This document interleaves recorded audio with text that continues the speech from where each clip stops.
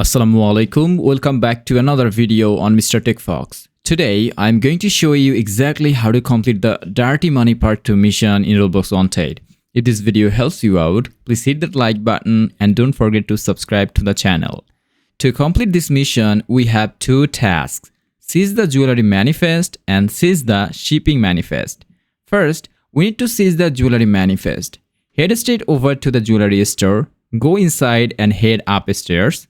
Inside the room on the top level, you will find the jewelry manifest sitting on the top of the desk. Go ahead and seize it.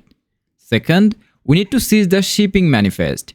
Head over to the port area, especially near the Bert NPC. Drive or fly over to this exact spot on the map. Find the shipping manifest and seize it as well.